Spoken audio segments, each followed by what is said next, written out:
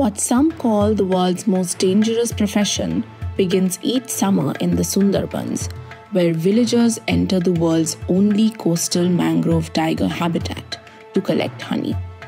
Angry bees, rising tides, and tigers. On average, 6 never return. মধুর চাক খুঁজতে যাওয়া মানে বাঘ দেখা, বাঘ খোঁজা। ওই দ্বীপের মধ্যে আমাদের ওটা হলো।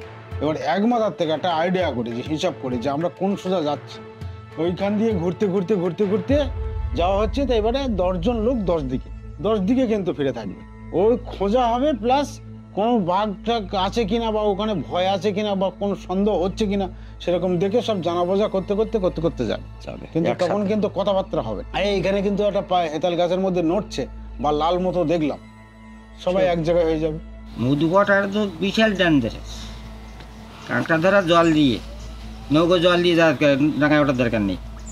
আর মধু কাটার তো সকাল থেকে ডাঙায় সারাদিন, একদম হাত ঢাকা অবধি, সন্ধ্যা অবধি তোলপাড় করতে হবে কোন গাছে মধু। এবারে মাছি উড়ে যাচ্ছে, সেই ধরে যেতে হয় পিছনে, যে মাছিটা কোথায় গিয়ে বসছে, এই করে খোঁজা হয়। খুঁজতে দেখা যাচ্ছে অমুক গাছে আছে। দেখা হলো যে পাশাপাশি 3টে কি 4টে চাক রয়েছে। এবারে কি হয়, ওই মধুটাকে ওখানে দেখা হলো হয়ে, এবার সবাই এক জায়গায় হয়ে, হেতাল গাছ আছে, হেতাল গাছের পাতা কিছু শুকনো আছে মরা, সেই শুকনো পাতা একসঙ্গে বাঁধা হয়, কাঁচা পাতা আর শুকনো পাতা। এবার এরকমভাবে ওই যে ধোঁয়া হবে, ওই ধোঁয়াটা চাকের নিচে আমাদের মানে চাকের নিচে যা এদিক ওদিক করা হয়। 4-5 জন করার পরে ওই ধোঁয়াটা পুরো চাক ভর্তি হয়ে গেলে ওই মৌমাছি কিন্তু ধোঁয়ার গন্ধ বা একটা ঝাঁঝ আছে, সেই ঝাঁঝে ও কিন্তু থাকতে পারলে না। এবার ও যখন উড়ে চলে যায়, তখন ওর একটা মধুর পোর্শন আলাদা থাকে, কেটে নিয়ে ওই ঠিক মধুটা যতটা থাকবে ততটা কিন্তু কেটে আমাদের একটা বড় ধামা কিংবা বড় হাঁড়ি পাতা হয়। এবার ওই একজন মাথায় রাখে, একজন ধোঁয়া করে, আর একজন লাঠি ফাটি নিয়ে চারিদিকে লক্ষ্য রাখে যে বাঘ আসছে কিনা। ওই করে এই এলাকায় এই কালেকশন হলো, আবার একটা এলাকায় চলে গেল, সেখানে আবার কিছুটা কালেকশন হলো।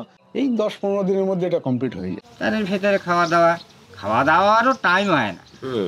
সারাদিন যদি আপনি ধরুন 5 কিলো মধু ভাগে পান, তা 5 কিলো মধুর দাম 4-5-20 টাকা। While the job may seem lucrative, it's born of harsh necessity. The forest gives them life. The tigers guard it.